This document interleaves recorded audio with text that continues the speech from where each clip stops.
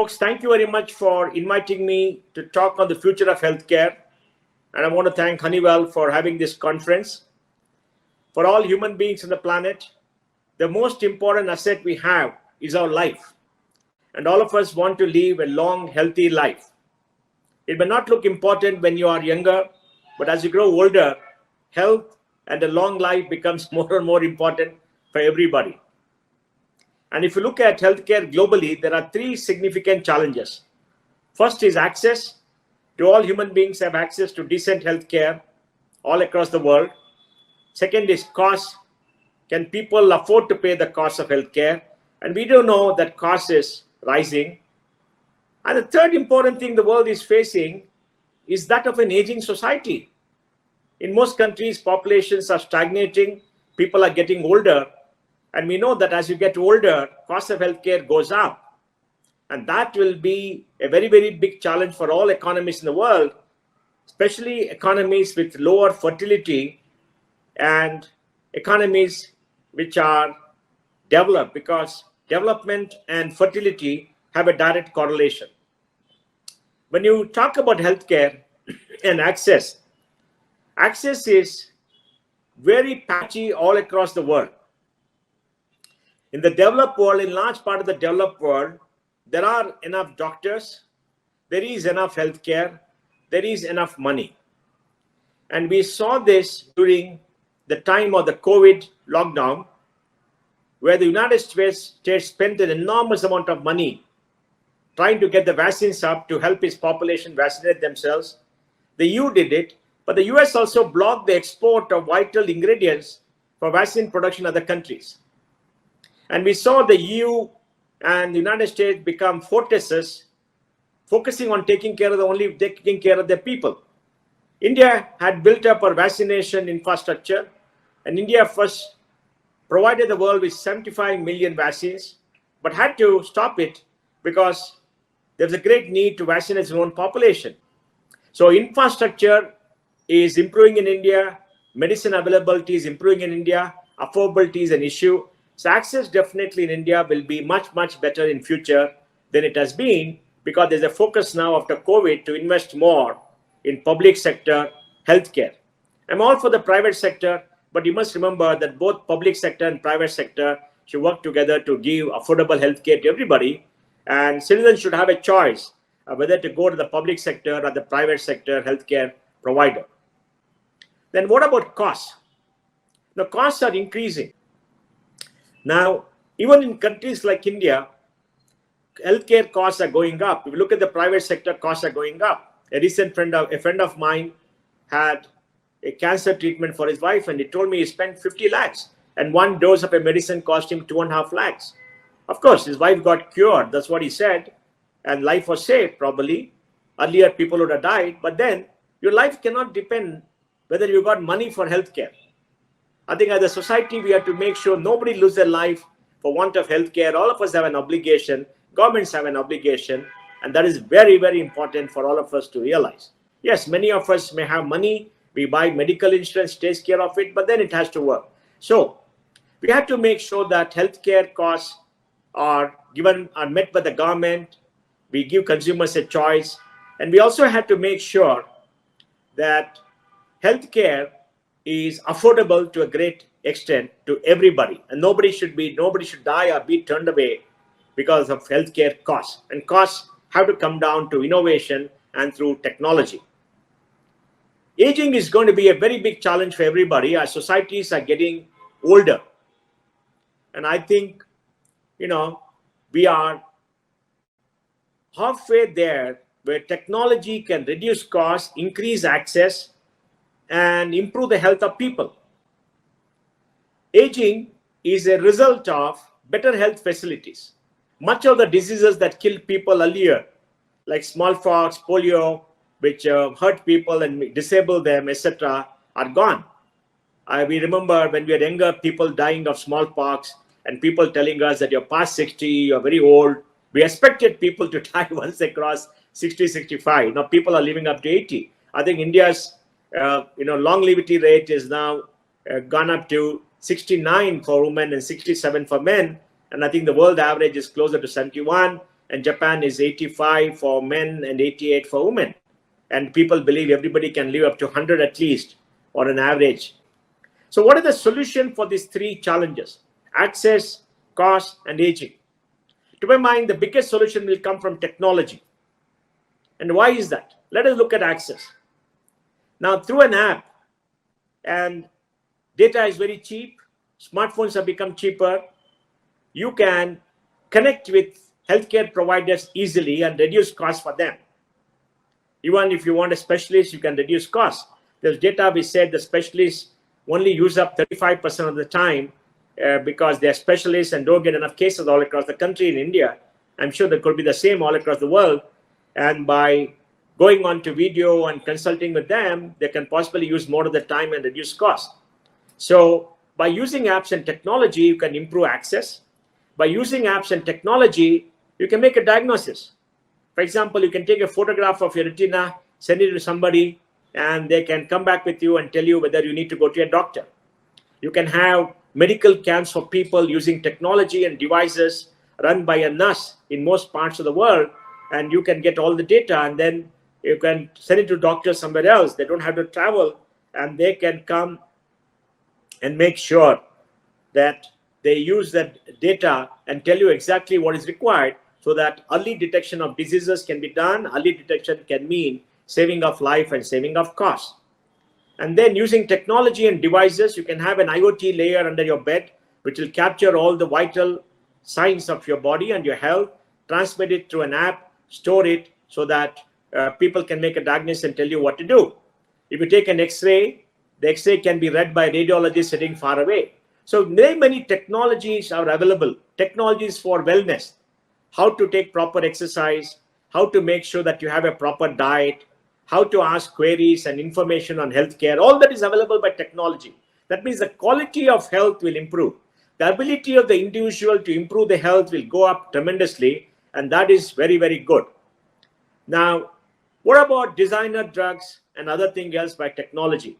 We're seeing companies like Dozy, for example, in India come up with the innovation whereby they put an IoT mat under their bed and capture all the devices. There are companies like CureFit, for example, who tell you about your health and wellness. There are companies like Breathe In who are now coming out and telling you that if you follow their regime and subscribe, you can reverse diabetes. So there are many, many ways by which you can use wellness app, you can use all these technologies to diagnose and improve your health. So access can be improved through wearable devices, apps, monitoring from a distance, and using data. Now we can monitor all our vital signs and use the data to send to somebody, and they can diagnose and have an early warning system for everybody. And that can help insurance costs come down, because insurance can then be tailor-made. And big data can also look at patterns to find out what happens at particular times to make sure that you get healthcare in time. So I think access can be improved because the cost can come down and you don't have to travel. You can stay at home to do many things, and you can take care of yourself, right from wellness and health monitoring to talking to doctors to health insurance to getting medicine at home through all those big medical medicine delivery companies to sharing costs with many other companies, etc. You can also have stem cell research to make sure that body organs can be grown in the lab and given to you. And using technology, you can also get robotic surgery. I've been talking to people to say, why can't we have a device which will do a 3D imaging of your entire body like you do LIDAR for ground penetrating radar, and look at all your body parts and then use those to simulate what could happen and use the vital signs of your body to monitor your health and create a digital avatar. And the digital avatar with all the data can create a status whereby people can monitor that and simulate what will happen if you do XYZ. And that could possibly help. And I think that's going to be the new frontier. I was talking to a great VC investor is telling me in the United States right now, this digital avatar is something that is getting invested in by a lot of people. So I believe technology can improve access to health. Can technology reduce costs? I think so. Technology can reduce costs because it can reduce waste. It can make information available. One of the big challenges for everybody is healthcare information. Now in India, the health stack is getting built. And with Ayushman Bharat, we'll have 500 million people who will be covered by government insurance, which can allow you to go to 25,000 hospitals and get care. And there will be maybe 50,000 primary health centers set up by the government where you can go and get decent health care. And all this is going to be digitized. All this is going to be available. And the largest quantum of data on the human condition will be available in India very soon. Today, about 22 million people have got their operations done in hospitals across India because of Ayushman Bharat. And about maybe 220, 230 million people have already got registered for Ayushman Bharat. That means all the data will be captured. And using the big data, using simulation, and making it available for many people can make a dramatic improvement to reducing costs. And through the app economy and through greater digitization, we can reduce costs. For example, the time for creating new vaccines or drugs is coming down because you can platformize the drug creation process, whereby you can use digital technology to stimulate the human conditions, stimulate the chemical composition of various drugs, mix and match, and reduce the time for the drugs to be tested and the drugs to come to market. Because creating a new chemical compound is very expensive. It requires extensive experimentation and creation in the lab.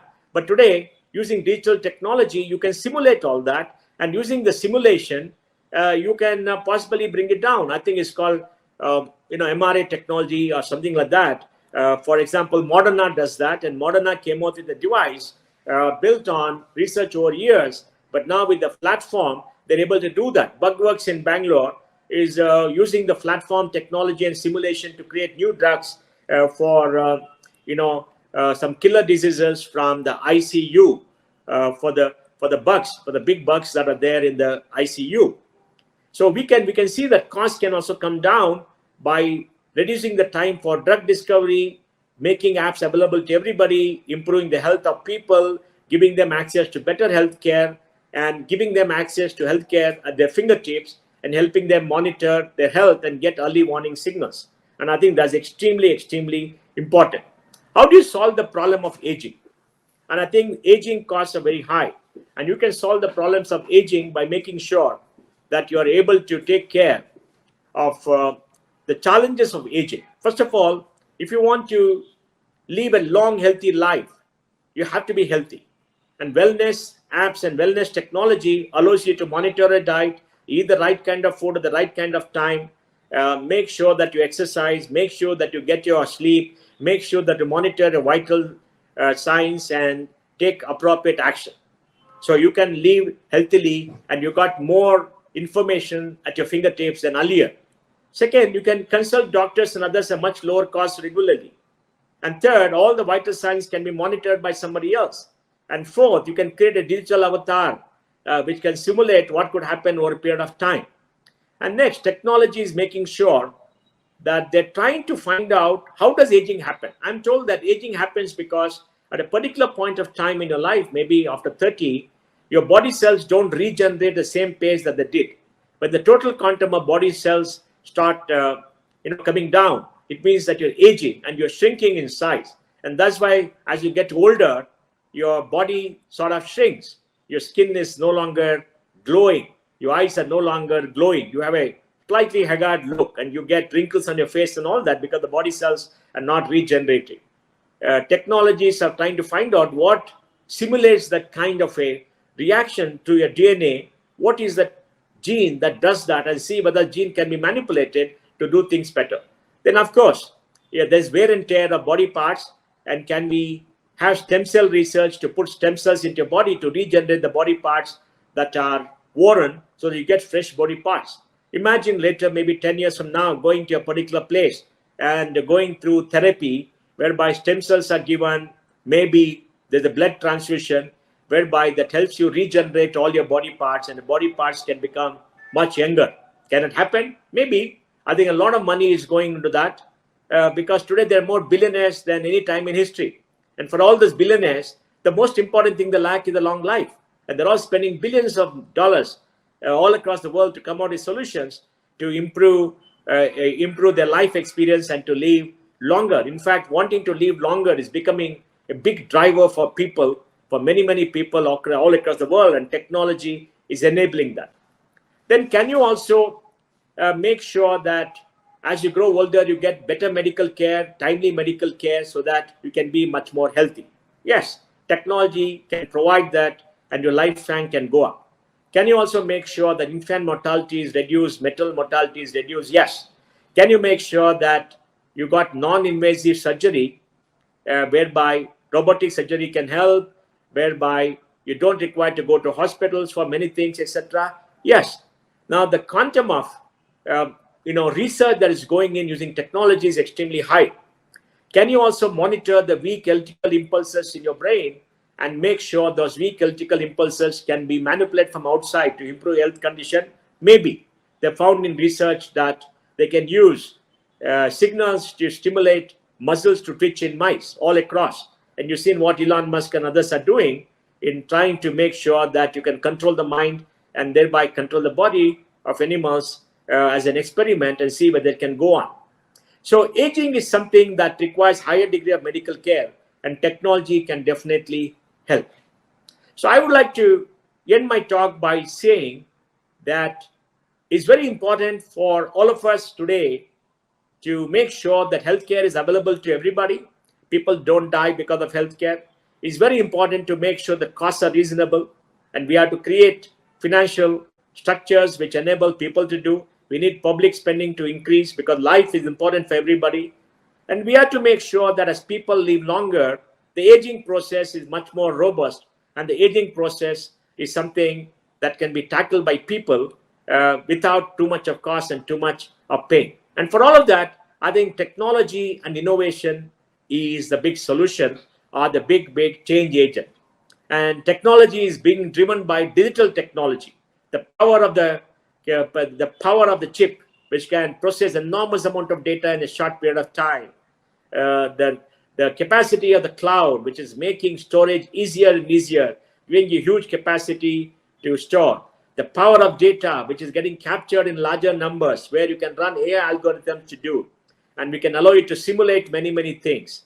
The power of algorithms, which can simulate new drug creation, simulate, let us say, new ways of using gene therapy to prolong life and to make life easier and to solve the problems of diseases. And then the speed of change, the speed which it brings into the entire process of generating new medicine and new ways of doing it.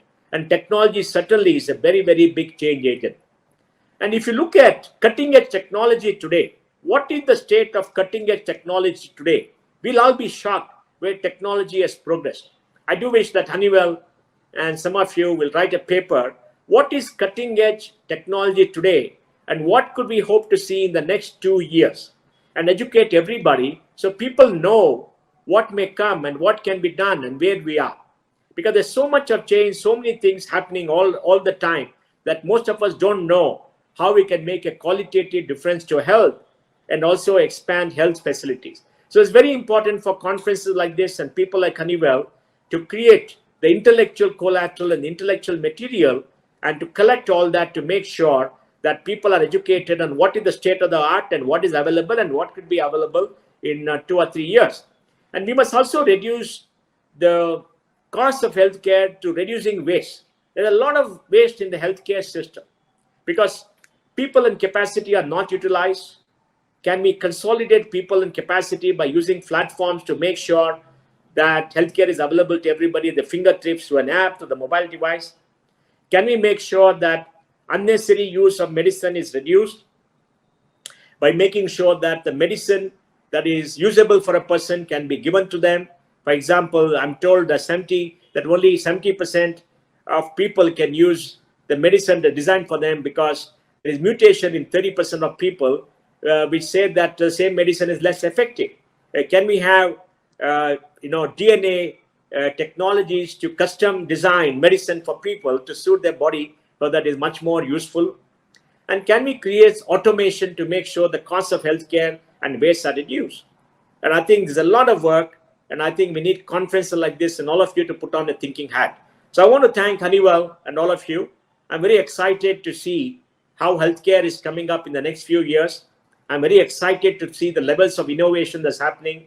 I'm very excited to see how technology is making a great change to everybody. I'm extremely excited to at the fast pace of change and what is happening on the world. Thank you and wish you all the best.